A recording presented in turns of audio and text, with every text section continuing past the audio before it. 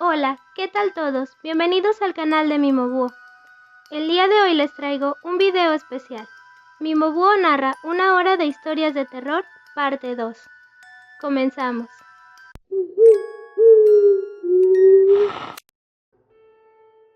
Kashima-san, Japón. Kashima-san es la historia de una joven estudiante llamada Kashima Reiko, quien sufría de muchos abusos en su casa. Su madre la maltrataba, insultaba e incluso llegó a dejarla sin comer por días. En la escuela no le iba mejor, pues muchos de sus compañeros se acostumbraban a insultarla y tratarla mal todo el tiempo. Harta de tantos abusos y sin lugar a donde ir para sentirse segura, la chica decidió terminar con su existencia, tirándose a las vías del tren. Luego de arrojarse, la parte inferior de su cuerpo fue cortada. Pero ella no se fue de este mundo de inmediato. Al contrario, su torso continuó gateando por algún tiempo, en busca de la mitad cortada de su cuerpo. Lamentablemente no logró encontrarla antes de que su corazón dejara de latir. Por las calles de Japón se dice que Kashima Reiko se le aparecerá a altas horas de la noche, en un plazo de 3 días, a todos los que escuchen sobre ella, y tratará de arrebatarles la parte inferior del cuerpo. No obstante, hay un par de encantamientos que puedes recitar para ahuyentarla.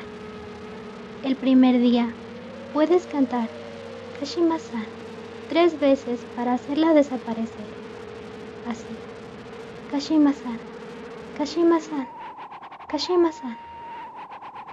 En el segundo día puedes cantar Kawakunen no ka shiwa shibito no shima wa mamono no ma.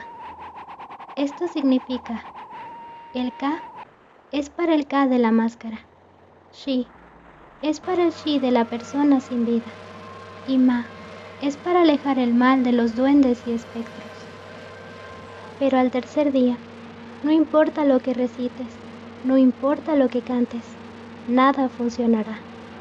Kashima Reiko no te dejará en paz, a menos que compartas su historia con alguien más en un plazo no mayor a 3 días. Esa es la única forma que tienes para romper su hechizo. La criatura depravada del bosque.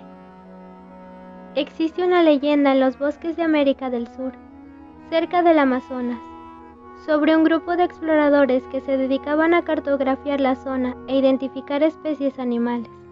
La leyenda cuenta que ese grupo de exploradores se adentró en lo profundo del bosque y logró hacer un excelente registro de la naturaleza que los rodeaba. Eso hasta que un día fueron eliminados brutalmente de este mundo, quedando solamente uno de ellos. El único sobreviviente fue encontrado a las orillas del río, con una severa fiebre, y lamentablemente no resistió más que solo un día en el sanatorio. Pero lo que pudo contar de lo sucedido antes de sucumbir horrorizó a todos. El chico explicó que su grupo de exploradores estaba conformado por 7 personas, 5 hombres y 2 mujeres, quienes fueron contratados para cartografiar, fotografiar e investigar las áreas aledañas al Amazonas. Estuvieron investigando tranquilos por un par de meses, hasta que un día se encontraron con un animal muy extraño, que no estaba en ninguno de sus registros previos. Se trataba de una especie de chimpancé de gran tamaño y morfología, con sus extremidades alargadas, estiradas y peludas, dientes amarillos puntiagudos y un rostro sardónico. El animal tenía un comportamiento extraño y errático. Primero se puso a jugar con una mochila vieja, la cual elevaba en el aire, y luego dejaba caer al suelo para después patearla y pisarla, hasta que finalmente la dejó colgada en un árbol y se fue. Luego de eso, el grupo de exploradores decidió dividirse en 2 grupos. El primer grupo, conformado por el joven sobreviviente y las 2 mujeres, se quedó a acampar y esperar señales de especies nuevas donde habían encontrado al chimpancé. Y el segundo grupo, conformado por el resto de los hombres exploradores, decidió seguir al primate para tomarle fotos de una manera sigilosa. Si aquello se trataba de una nueva especie descubierta, los haría famosos en todo el mundo. Fue entonces que el grupo se separó. Mientras esperaban, las chicas decidieron revisar la mochila con la que jugaba el simio. Le pidieron al joven que la bajara con mucho cuidado del árbol. Este hizo lo que las chicas le pidieron. Trepó hasta la lejana rama y descolgó la mochila. Después la arrojó hacia las chicas. Ellas abrieron su interior descubriendo que no se trataba de una mochila vieja, solo que el trato que le había brindado el primate la había desgastado bastante. Dentro de ella encontraron pertenencias humanas, un croquis, un mapa, una lupa, frascos para recolección de muestras y otros materiales necesarios para cartografiar e investigar una zona. Esto hizo que las chicas se pusieran nerviosas, pues esa mochila no le pertenecía a nadie de su grupo. Asustadas, le mostraron el contenido de la mochila a su compañero, y este también se asustó, pensando que tal vez su grupo no había sido el primero enviado para trabajar ahí. Antes de que el miedo se apoderara de ellos, decidieron que lo mejor sería buscar al resto de los exploradores y alejarse de ahí lo más pronto posible. Llevar la mochila que encontraron y solicitar explicaciones a la empresa que los contrató para el trabajo. Caminaron en dirección a las huellas del chimpancé y de sus compañeros. Cuando cerca de 1 kilómetro adelante, cuando la pierna de una de las chicas pisó una trampa para animales y la dejó colgando en el aire. El chico quiso subir al árbol para ayudarla, pero en eso observó horrorizado al chimpancé trepado sobre la rama que sostenía a su amiga. El animal los miró con una sonrisa malvada reflejándose en su rostro y unos ojos diabólicos y profundos, mientras bajaba por el lazo que sostenía a su amiga, y la usaba ella también como parte de la cuerda para mecerse por los aires. Los gritos de terror de ambas chicas no se hicieron esperar, pero mientras más se intensificaban, más rápido se mecía el orangután. Luego de un rato comenzó a tocar y rasguñar de manera obscena el cuerpo de la chica, mientras el joven asustado solo pensó en lanzarle rocas desde el suelo. Esto enojó al chimpancé e hizo que se sujetara de la rama del árbol y luego cortara con sus dientes la soga para así dejar caer desde las alturas a la chica, quien al caer terminó por romperse el cuello. Después, el simio bajó del árbol y tomó entre sus manos a ambas chicas para caminar con ellas hacia una cueva donde el chico lo siguió temeroso y observó con horror que cerca de aquel lugar se encontraban los cuerpos agonizantes de sus otros compañeros. El primero tenía las piernas destrozadas, como si éstas le hubiesen sido aplastadas. El segundo tenía reventado el cráneo. Su cerebro se le escurría por un lado, y un líquido transparente no dejaba de salirle por su nariz, oídos y boca. Al tercero le faltaba una pierna, y ésta estaba siendo usada como juguete por un pequeño orangután, posiblemente cría de esa aberrante criatura. Y el último, que tenía bastantes heridas en su abdomen como rasguños, tomó desde el suelo la pierna del chico y le dijo que huyera lejos de ahí. Entonces el joven comenzó a llorar desesperado. El hombre agonizante en el suelo le dijo que la chica ya estaba perdida, que lo mejor era que por lo menos él se pudiese salvar. Pero el chico se armó de valor y se negó a dejarla atrás. Entonces caminó rumbo a la cueva, pero lo que vio le dolió en el alma, pues aquel perverso simio tenía amarrada a la exploradora viva, de manos y piernas sobre una roca plana. Sus ropas habían sido desprendidas y la estaba dañando con actos perversos mientras hacía ruidos horribles. Alrededor de ellos se encontraban un montón de cuerpos putrefactos de mujeres, que seguramente habían sufrido el mismo destino que ella. Al ver tal escena, el chico soltó un grito ahogado que alertó al chimpancé. Este giró su vista hacia el único sobreviviente, dejó de lastimar a la chica, quien de tanto maltrato había caído desmayada, y se levantó para correr violentamente tras el explorador más joven. Desesperado, el chico corrió lejos de ahí lo más rápido que pudo. En el camino observó cómo la cría de aquel terrible ser comenzaba a golpear a uno de sus amigos. Eso lo distrajo e hizo que se cayera. En el suelo, el chico reflexionó y pensó que muy probablemente el primate era una criatura bastante malvada e inteligente, que tal vez aquella mochila y su acto extraño eran solo el señuelo para atraer a todos ahí, que quizá ya llevaba varios años haciendo eso. Entonces, antes de que los puños fuertes del monstruo lo golpearan, El chico se levantó del suelo y continuó corriendo rumbo a las afueras del bosque, hasta que la criatura logró alcanzarlo. Lo sujetó de la pierna y lo estampó de cara al suelo. Después lo giró en el aire, como si de un juguete se tratase, para finalmente lanzarlo lejos. El cuerpo del chico llegó a parar hasta orillas de un río. Lamentablemente, los daños que le causó terminaron con su vida.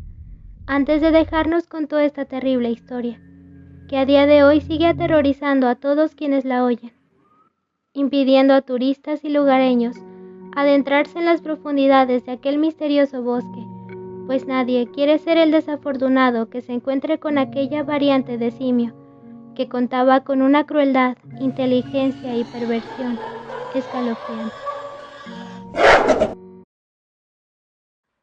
Reflejo. Siempre, desde que tengo uso de razón, cada que me veo en el espejo, observo a una persona diferente. Supe que no eran mi propio reflejo cuando noté que todos tenían características distintas. En una ocasión, miraba a una niña de cabello marrón, piel morena y ojos blancos. Al otro día, observaba a un anciano de cara arrugada, piel blanca, barba canosa y sangre saliendo de su boca. Luego, llegada la noche, me topaba de frente con un señor de rostro enojado, barba de candado y un montón de moretones por todo su cuerpo. Cuando le expliqué a mis padres la situación, ellos no lograron entenderme, pues cuando iban conmigo al espejo, referían ver mi propio rostro, mientras yo aseguraba que una anciana de cabellos grises y nariz rota era lo que de verdad se reflejaba ahí. Intranquilos, decidieron llevarme con doctores, pero por más estudios que me realizaron del cerebro, no lograron encontrar nada anormal. Cansada de todo, decidí aceptar que esa era mi situación. Estuve muchos años negándome a verme en el espejo, pero luego descubrí que para ver mi reflejo no solo se necesita un espejo, también puedo verlo en el agua, en un suelo limpio y en las fotografías que me etiquetaban en las redes sociales. Entonces me resigné. Parecía que ese sería mi destino, observar a un montón de gente tétrica nueva cada día en el lugar donde se suponía que debía verme yo. Pasaron los días y una mañana que me encontraba cepillando mis dientes, descubrí que la persona de mi reflejo movía intranquilo sus manos. Parecía que buscaba comunicarse conmigo. Señalaba a mi derecha, pero por más que volteaba hacia ese lugar, no veía nada. Llegada la tarde ocurrió lo mismo con una mujer embarazada, la cual se reflejaba en la pantalla oscura de mi computadora. Ella, igualmente, comenzó a mover sus manos hacia abajo. Intenté ignorar el hecho de que tenía cortados sus dedos índice y meñique. Volteé mi vista al suelo, pero no logré ver nada fuera de lo común. Por más que quise descifrar lo que me decían, no lograba comprenderlo. Analicé el patrón de sus movimientos, pero no parecía hacer ningún tipo de lenguaje de señas. Entonces decidí ignorarlos.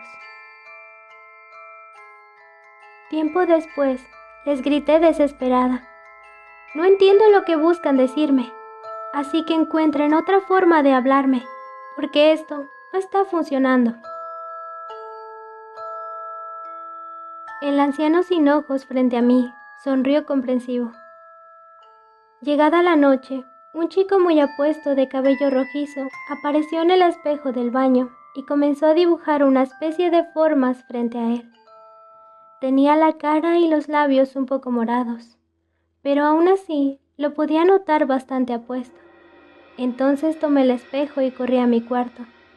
Lo dejé con cuidado sobre mi mesa y saqué un plumón de mi mochila para comenzar a trazar en mi pared las mismas formas que él dibujaba. Inicié con un rectángulo enorme, luego un triángulo dentro de él, otro triángulo debajo y finalmente un círculo pequeño por un lado. El chico me miró sonriente. Parecía que aquello era lo que trataban de decirme, pero no lo entendía. Ese dibujo tan sencillo era lo que tanto querían comunicarme, pensé. Entonces lo observé a detalle y lo descifré. ¡Una puerta!, casi grité.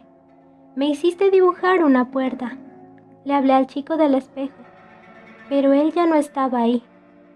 En su lugar se reflejaba una chica de cabellos castaños y ondulados, ojos grandes y mejillas redondas. A diferencia de los otros que se reflejaban, ella no parecía estar herida.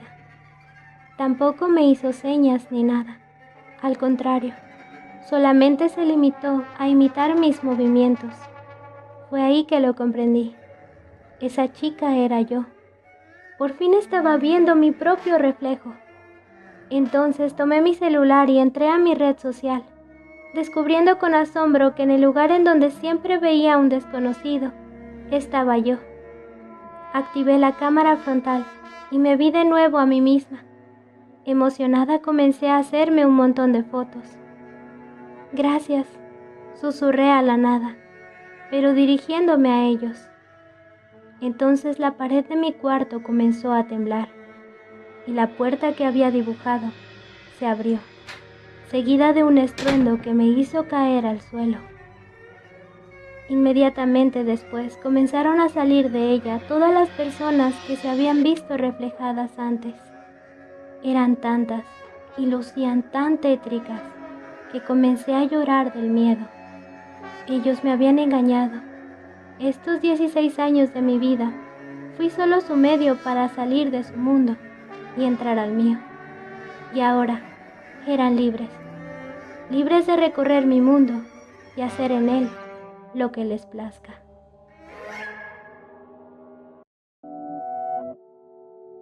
Las criaturas de Gran Mesa.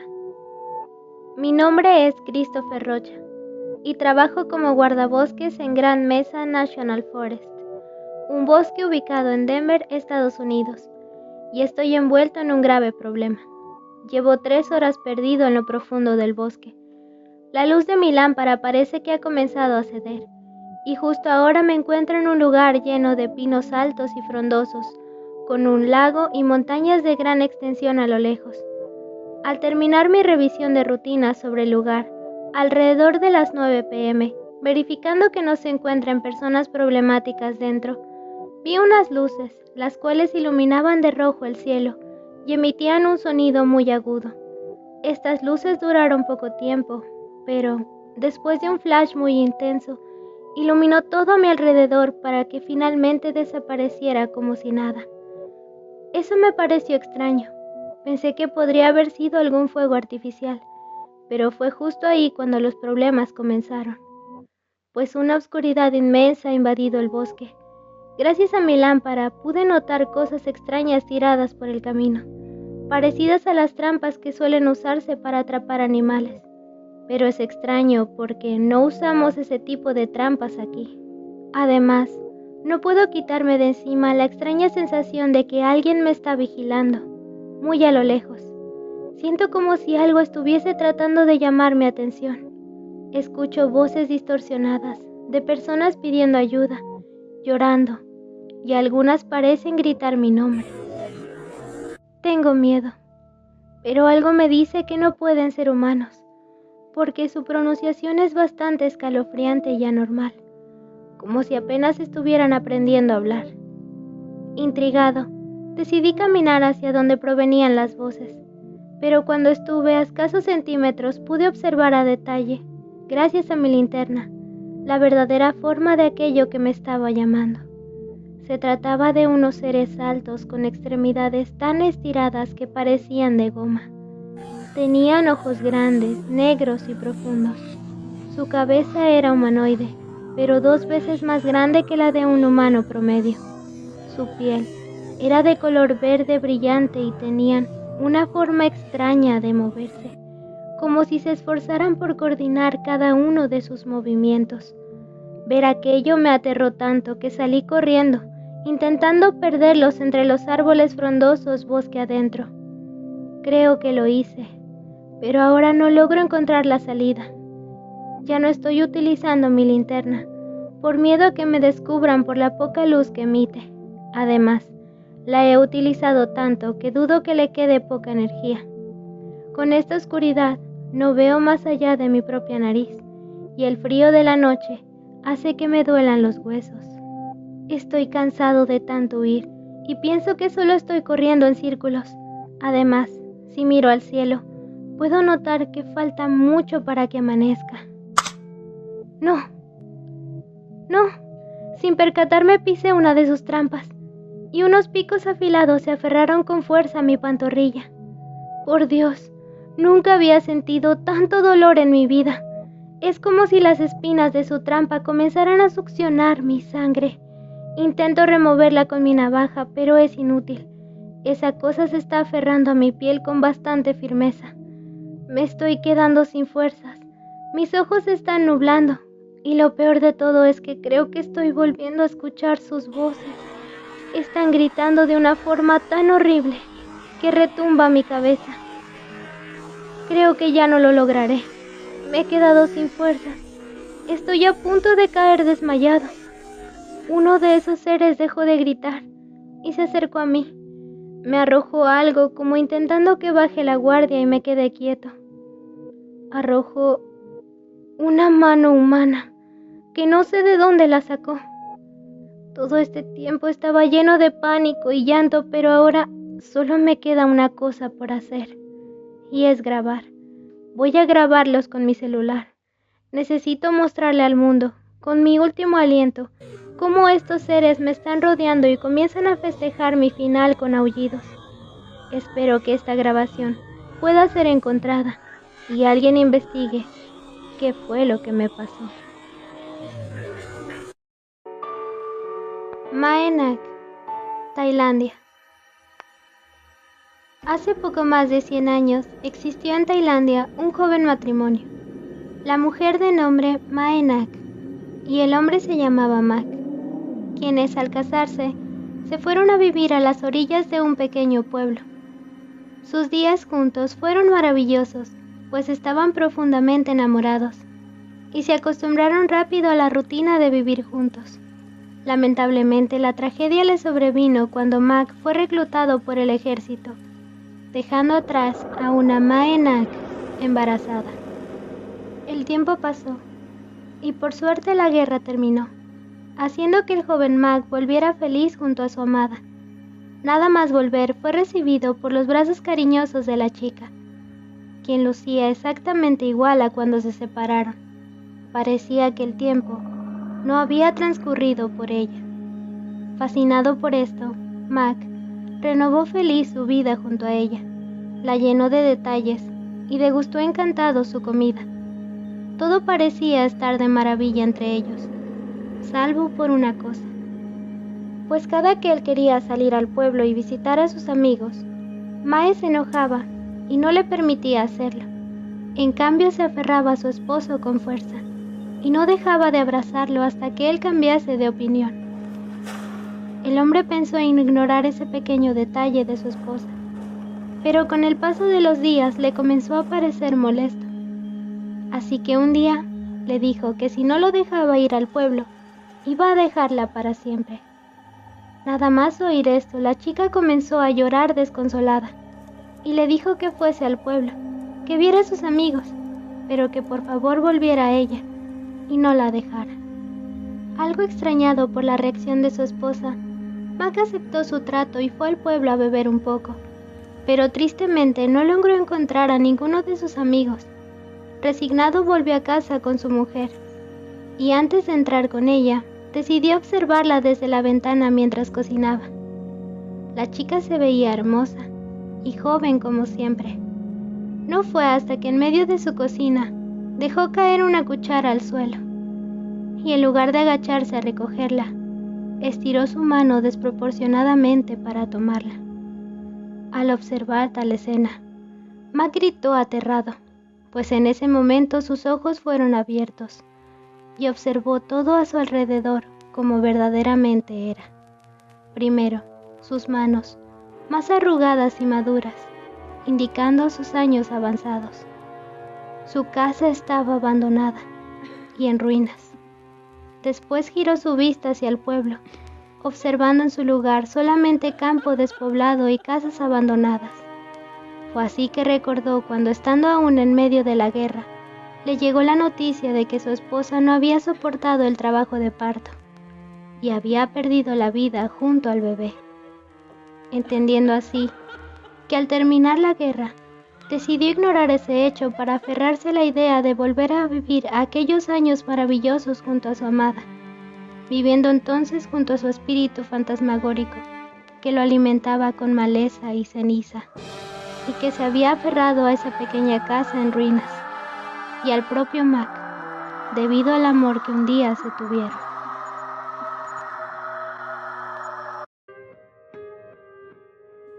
Bolita de algodón. Mi amigo Francis estaba bien esta mañana. Antes de que fuese de paseo con los sujetos de blanco, él brincaba feliz, comía normal y jugaba junto al resto de nosotros. Pero al volver, ya no reía, ya no jugaba. Él ya no quería ni podía hacer nada. Eso me puso alerta. Parecía que aquellos sujetos de blanco eran buenos con todos, pues te alimentaban, te limpiaban, e incluso algunas veces hasta se tomaban el tiempo de acariciarte con ternura. Pero, si un día te llevaban, al volver, si es que volvías, ya no eras el mismo. Pasó esto con mi amigo Francis, mi amigo Rojo, mi amiga Mariel y todos los demás. Entonces me decidí a escapar. Aquello parecía ser lo más sensato, pues no quería que esos hombres me llevaran a ningún lado y me hicieran cambiar. Yo quería seguir siendo igual de feliz todos los días. Por eso, cuando uno de ellos se llevó a Dientitos de Leche, otro de mis amigos, aproveché y salté de la gran jaula donde nos tenían. Brinqué de aquí para allá, evitando con éxito que el sujeto de blanco, que no sujetaba a Dientitos de Leche, me atrapase, y fui directo al lugar de donde ambos sujetos habían salido. Atravesé un pasillo inmenso, lleno de instrumentos de metal y frascos de vidrio, que no quise detenerme a observar. Entonces, después de muchos, pero muchos saltos, di con una ventana. Sin pensarlo mucho, salté a través de ella, usando toda la fuerza que mis esponjaditas patas me dieron para lograr salir. Del otro lado descubrí un montón de luz, máquinas de metal yendo y viniendo muy rápidamente. Logré cruzar el espacio duro por donde esas máquinas circulaban, esquivándolas exitosamente. Entonces reconocí lo que parecía ser pasto, suave y verde, pasto que parecía tan lejano en mis viejos recuerdos antes de ser capturado. Di saltitos alegre y victorioso, hasta que fui sujetado por alguien que supe que era bueno, debido a que no vestía de blanco. Él en cambio llevaba ropa colorida y alegre. «Hey, amiguito, tranquilo», me habló, mientras me acariciaba despacio y con ternura. «Eres muy tierno. ¿De dónde saliste?», exclamó. Después me llevó con él y me dio comida y agua, muy diferentes a las que me daban los sujetos de blanco. ¿Sí? Tranquilo, lo encontré cruzando la calle. Debes darle mérito. Es más listo de lo que crees. No. Planeo quedármelo unos días y luego hacer unas investigaciones particulares con él. Es un chico listo. Ay, no. Pobre bolita de algodón. Sollozó una de las chicas de blanco del laboratorio. Lo sé. No sabe el infierno que le espera a manos del jefe, respondió su compañero.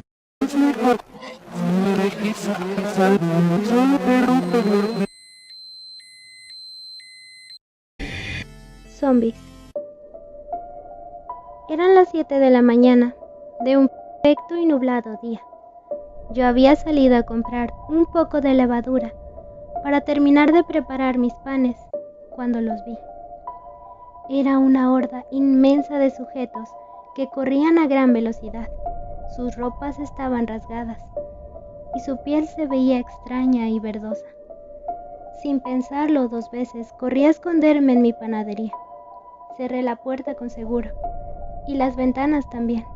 Después, asomé mi cabeza y observé con horror cómo los sujetos se abalanzaban sobre un pobre chico y lo golpeaban hasta abrirle la cabeza. Después comenzaron a comerse su cerebro.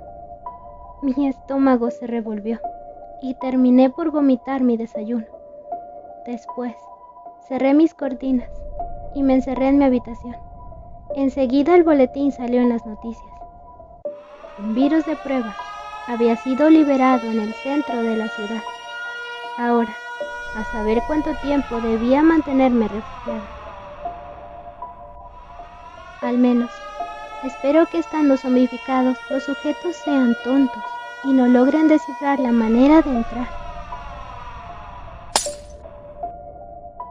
No, rompieron mi ventana y comenzaron a colarse a mi negocio. Después, golpearon la puerta hacia mi casa.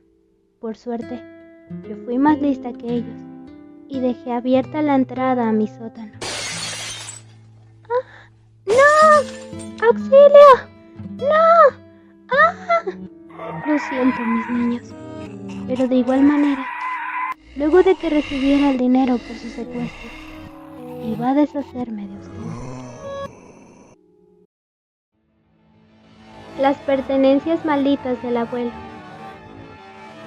El abuelo partió de este mundo el día de ayer y la noticia fue para todos como un doloroso balde de agua fría. Sabíamos que llevaba unos cuantos meses batallando contra el cáncer, que carcomía poco a poco sus pulmones, pero por más que intentamos asimilar que su partida estaba cerca, nunca logramos hacerlo del todo. El abuelo siempre fue un hombre tranquilo y un tanto solitario. Desde que la abuela pereció, él decidió mudarse solo a una cabaña que tenía a las afueras de su pueblo natal. Nunca nadie lo visitó ahí. Pienso que fue por eso que la culpa nos invadió a todos, haciendo que fuéramos a su vieja casa a limpiar sus cosas, en lugar de contratar el servicio de limpieza traumática habitual. Entonces, los 5 primos decidimos reunirnos e ir a asear y acomodar el lugar, donde nuestro abuelo pasó los últimos años de su vida. Al entrar, la cabaña nos recibió con un aroma añejo, muy similar al del abuelo. Los acabados, la decoración y el papel tapiz parecían bastante típicos de su pueblo. Había un poco de polvo por aquí y por allá, pero nada parecía fuera de lo normal, hasta que bajé a limpiar su sótano. Nada más pisar el primer escalón, una sensación extraña y pesada se apoderó de mi espalda, como si mi propio abuelo me estuviese advirtiendo que me alejara de ahí. El miedo y las ganas de salir corriendo me envolvían con cada escalón que avanzaba, y para cuando por fin llegué al final de las escaleras, descubrí la razón de mi malestar. El sótano del abuelo era un putrefacto agujero, lleno de herramientas perversas y objetos malditos, que me duele pensar, fueron muchas veces utilizados por mi abuelo para su oscuro trabajo, el de lastimar y perjudicar a personas para entretener a unos cuantos perversos y adinerados seres inhumanos. Desesperado, le grité a mis primos desde el sótano para que bajaran y vieran con sus propios ojos todo lo que había encontrado, y henos aquí ahora, a los 5, que antes sentíamos tristeza y arrepentimiento por no haber visitado antes a nuestro abuelo, llenos de miedo y escalofrío, revisando sus instrumentos malditos. Encontramos unas pinzas oxidadas y llenas de líquido rojo, un hacha en las mismas condiciones, picahielos, bisturís, cuchillos, un mazo, un martillo y una espantosa silla llena de clavos filosos en el asiento. Luego de observar horrorizados cada uno de los objetos, abrimos una gaveta donde descubrimos que el abuelo guardaba un traje colorido de payaso, con unos guantes blancos, unos zapatos rojos enormes y finalmente una máscara tétrica con una peluca de distintos colores adheridos a ella.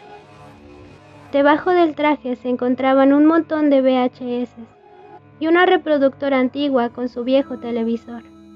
Sin pensárnoslo mucho, decidimos reproducir cada uno de ellos, encontrándonos con horrorosos videos protagonizados por un sujeto con el físico exacto del abuelo, vestido de payaso, que maltrataba y humillaba a diferentes personas. El primero fue de una chica a quien le destrozó la cabeza a mazazos. El segundo fue un hombre de extraño bigote, al que le arrancó todas y cada una de sus uñas, con unas pinzas oxidadas. Después, le cortó sus dedos con el hacha. Y así, un video tras otro, fuimos descubriendo horrores y maltratos que nos revolvieron el estómago.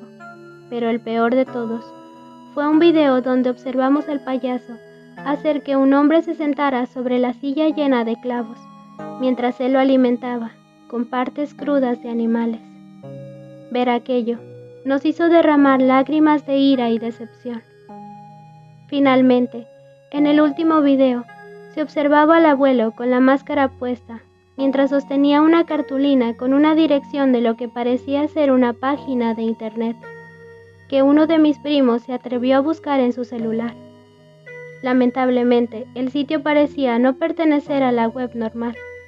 Aquello nos hizo sospechar que tal vez se trataba de un sitio disponible solamente en una web profunda y prohibida, algo que por temor decidimos no comprobar. Tenemos mucho miedo, no sabemos bien qué hacer, pero creemos que destruir todo esto que encontramos es lo mejor para nosotros. El circo de la carpa morada. No quiero hacer mucho ruido, pues mientras escribo esto me encuentro dentro de una caja enorme de madera. Estoy asustada y pienso que no tengo mucho tiempo antes de que ellos me encuentren, pero siento que si no escribo lo que estoy viviendo, no me lo perdonará nadie en el otro mundo. Así que presten mucha atención a lo que voy a decirles. Famosos por recorrer pueblos de muchas naciones del mundo, el circo de la carpa morada era la sensación en cada lugar que visitaba.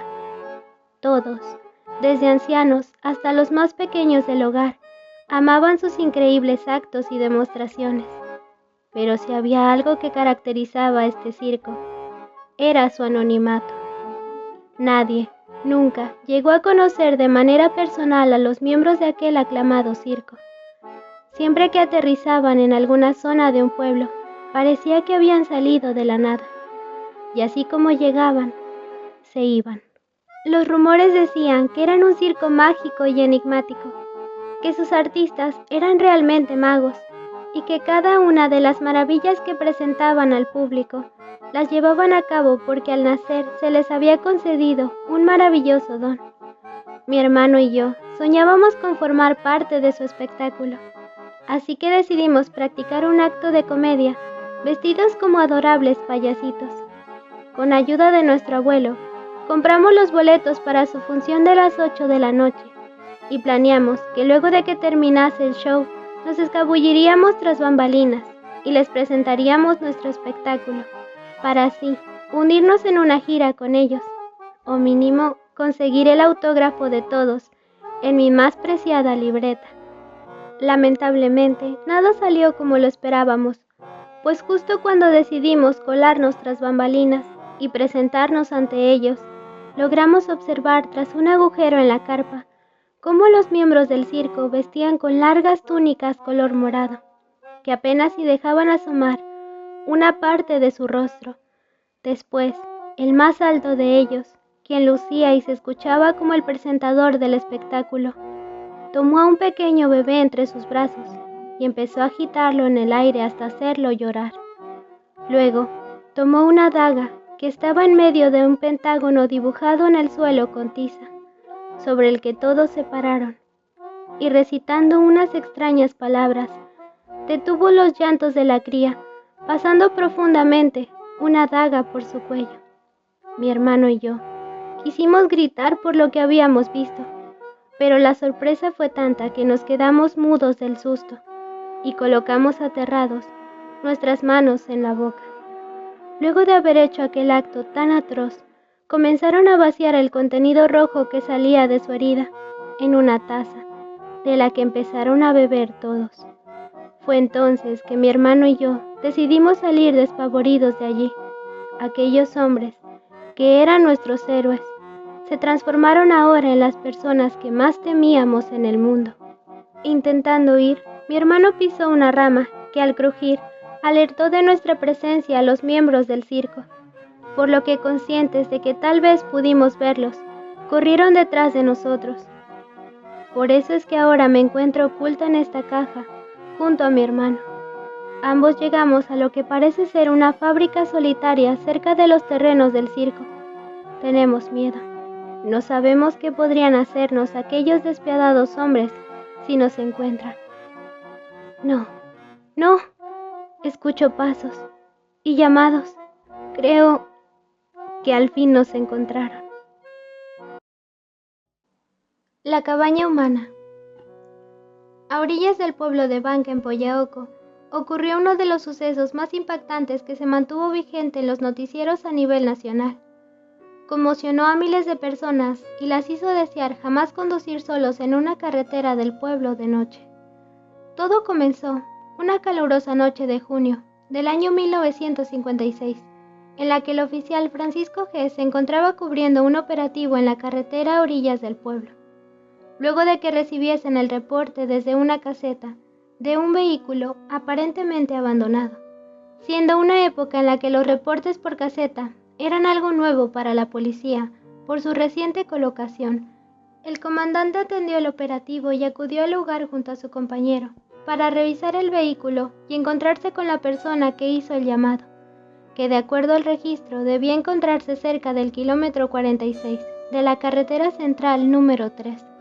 Extrañamente, al llegar al lugar, los oficiales no encontraron a nadie, ni a la persona que reportaba, ni tampoco al vehículo supuestamente abandonado, por lo que creyeron que el reporte se trataba de una broma por parte de algún transeúnte, que ansioso por probar si aquella caseta funcionaba, decidió usarla para entretenimiento. Así que decidieron dejarlo pasar, replanteándose a sí mismos si aquel novedoso invento les resultaría más en una carga que en una ayuda. Un par de noches después, el mismo reporte se repitió, aunque esta vez fue una mujer la que llamó. De igual manera, el oficial Francisco y su compañero decidieron ir a revisar de inmediato, pero el resultado fue el mismo que la primera noche. Tomando en consideración lo ocurrido, ambos oficiales decidieron adelantarse a una tercera broma y optaron por hacer una guardia nocturna a las orillas de la carretera, justo a unos cuantos metros de la caseta de reporte. Ocultaron su vehículo y apagaron sus luces para pasar desapercibidos.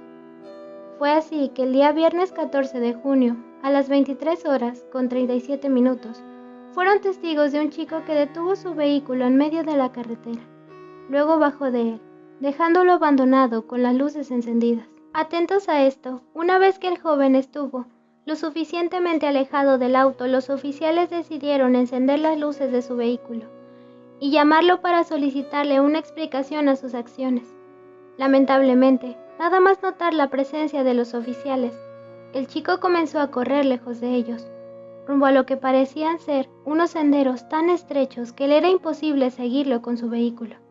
Entonces Francisco y su compañero decidieron perseguir al joven a pie, y aunque el chico era bastante rápido, lograron seguirlo de cerca. Le gritaron en varias ocasiones que se detuviera, pero no les hacía caso, hasta que avanzados un par de kilómetros, el chico llegó hasta lo que parecía ser una cabaña en medio de la nada. Entonces, aprovechando que el joven se detuvo para abrir la puerta del lugar, Francisco le lanzó una piedra a las piernas para poder derribarlo, y junto a Pablo lograron someterlo de cara al suelo y esposarlo con los brazos a la espalda. Lo giraron para hablar con él, pero el chico les mostró una aterradora mirada, mientras se negaba a contestarles cualquiera de sus preguntas. Ambos oficiales decidieron tomar las llaves que el sujeto dejó caer al suelo y entrar ellos mismos a la cabaña, encontrándose con la cosa más escalofriante que habían visto jamás, pues de las paredes de la cabaña colgaban trozos de pieles que parecían ser humanas, utensilios blancos, al parecer realizados con huesos, colocados encima de una mesa, cubierta también de pieles. Al fondo del lugar se encontraban restos de personas, con las pieles a medio quitar del cuerpo, otros con los huesos expuestos y algunos triturados a medio descomponer. El olor fue tal que el compañero de Francisco salió rápido de ahí para vomitar.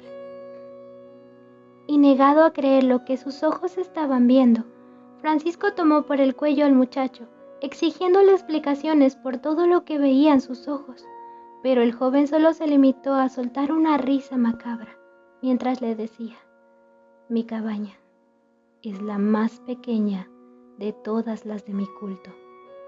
Después, mordió su propia lengua con fuerza, hasta romperla, y hacer que grandes cantidades de líquido sanguíneo salieran de su boca, tomando por sorpresa a Francisco, quien, impactado, no supo qué hacer para detener la hemorragia de la boca del sujeto.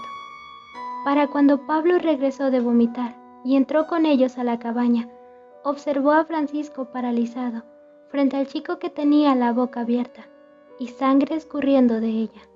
Entonces rápido cortó un trozo de la camisa del chico y se lo colocó a la fuerza dentro de su boca para intentar detener la hemorragia.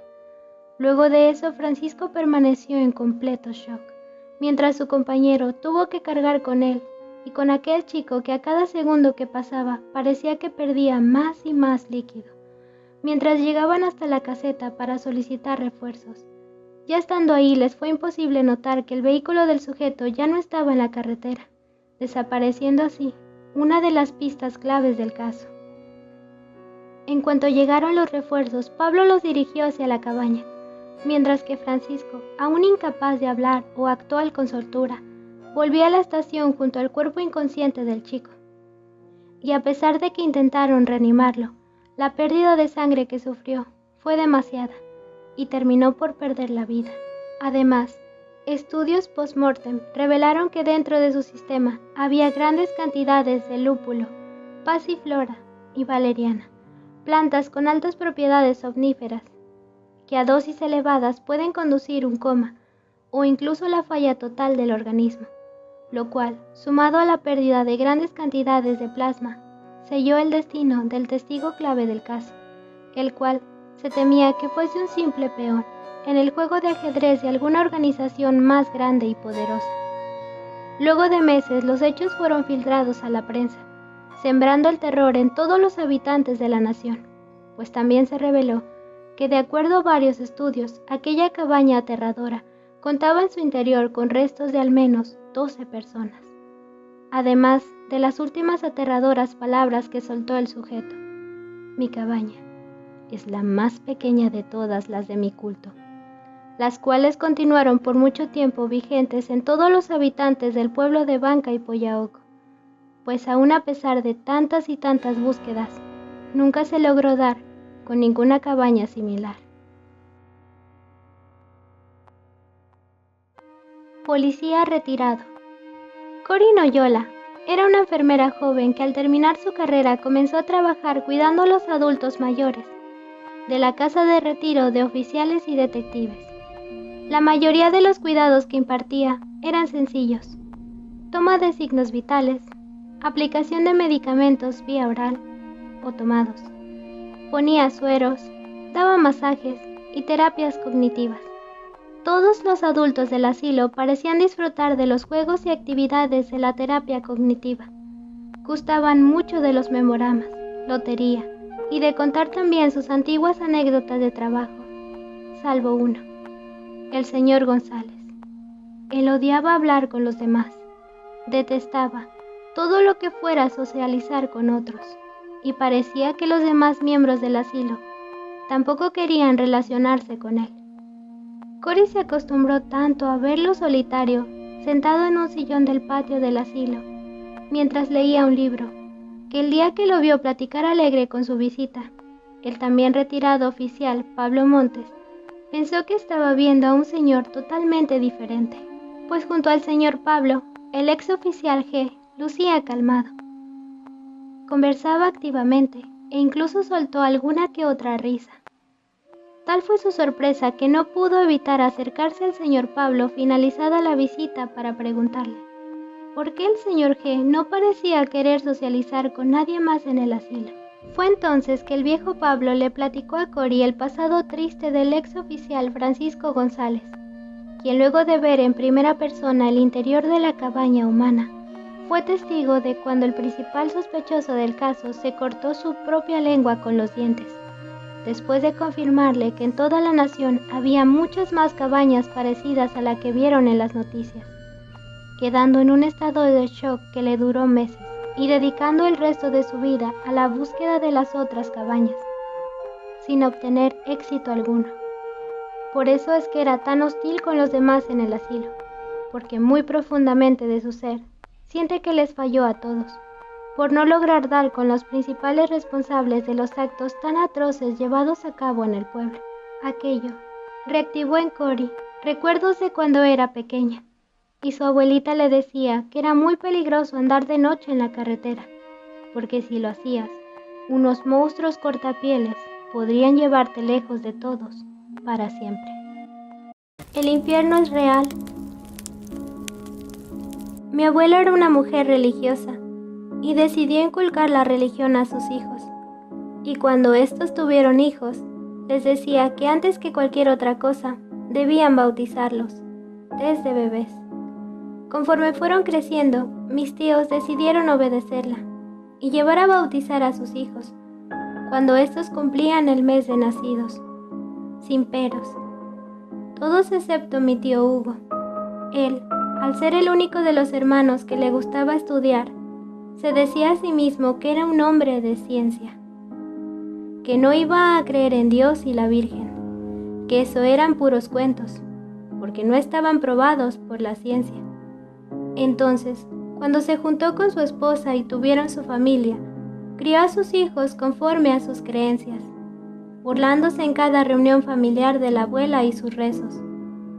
Además de que siempre solía ofenderla y decirle que los mandamientos de la iglesia eran tontos y que al dejar de existir uno, simplemente todo terminaba, que el cielo y el infierno eran solo inventos malos del hombre. Mi abuela dedicó gran parte de su vida a hacerlo entrar en razón, pero nunca lo logró. Luego de varios años de que la abuela nos dejara, lo hizo también el tío Hugo. Él cayó enfermo de cáncer de riñón, y ni siquiera en su etapa de agonía se dio ante la posible existencia de Dios. Incluso dejó ordenado a su esposa e hijos que no le rezaran nada en su sepelio y que no le guardasen luto. Ella así lo hizo, pues sentía miedo de desobedecer la última petición de su esposo. Luego de un par de días de haberlo sepultado, la señora llegó corriendo a casa de mis padres y entre lágrimas les confesó que la casa se sentía extraña desde que el tío los había dejado, que el ambiente se sentía pesado y cuando se iba a dormir observaba una especie de silueta parecida al tío que la miraba desde la puerta del cuarto. Además, les platicó que luego de llevar a los niños a la escuela, se había ido a sentar en la sala para ver la televisión. Pero en cuanto encendió la tele, la mecedora de mi tío se había llenado de ceniza en el asiento, mientras empezaba a mecerse sola. Mis padres le dijeron que fuese con el sacerdote y le pidiera que bendijera su casa, para que aquello que los estuviese asustando se fuera. Pero mi tía les dijo que no podía hacer eso, porque iría en contra de la voluntad de mi tío. Entonces le sugirieron alejarse por unos días de la casa y traerse a los niños a vivir con nosotros un tiempo. Ella así lo hizo, pensando que aquello sería lo mejor, ya que no rompería la voluntad del tío si se alejaba de la casa. Pero nada salió como lo esperaba, pues al segundo día de haberse instalado en nuestra casa, ella se quedó sola mientras mamá nos llevaba a mí y a mis primos a la escuela. Y en cuanto salió un rato al patio a regar las plantas, detrás del árbol de limón, observó una silueta que parecía ser la del tío Hugo.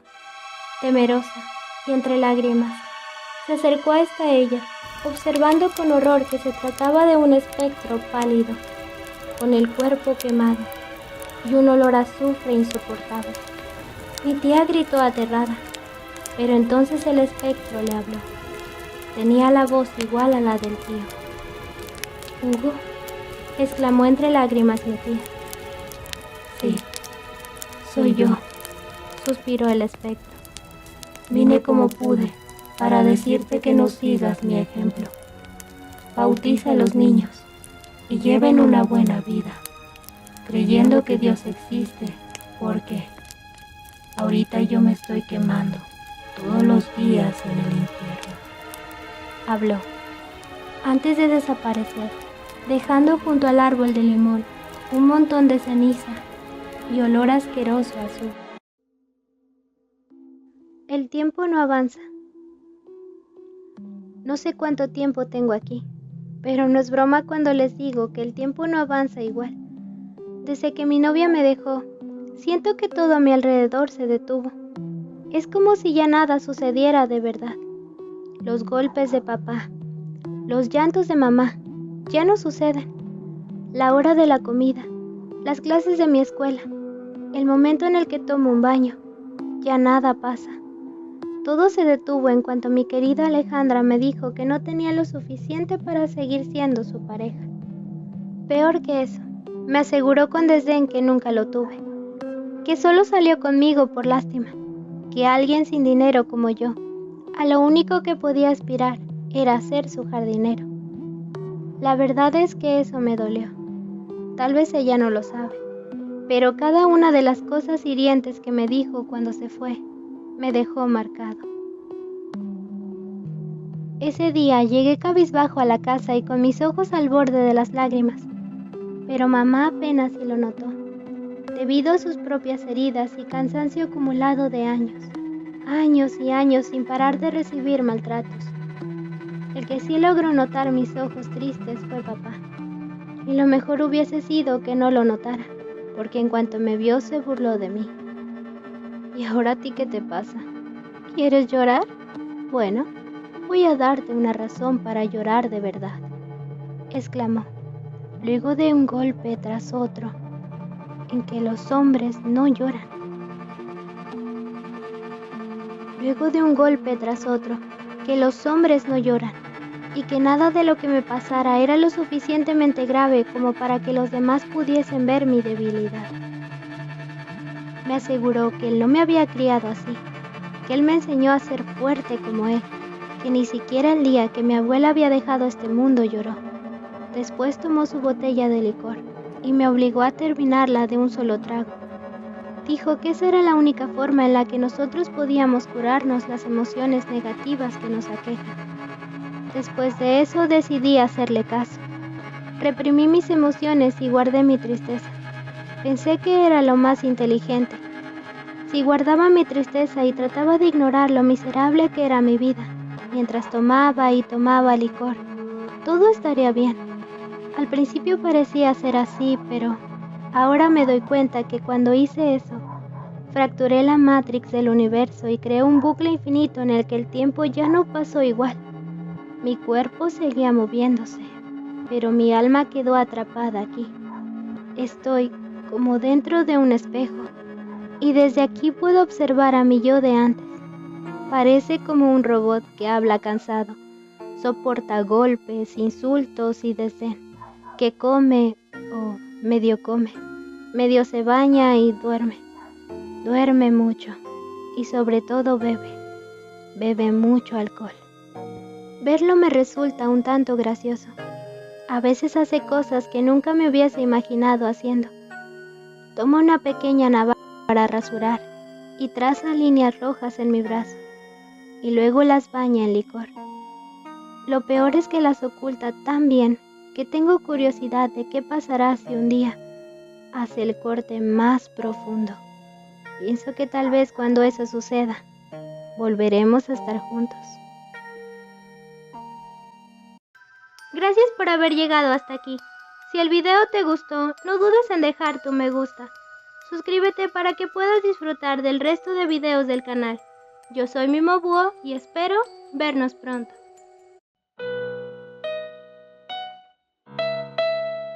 Sonle Morepsi, Mova Mimiosoy, Rana Corsolet de Vixus, Roba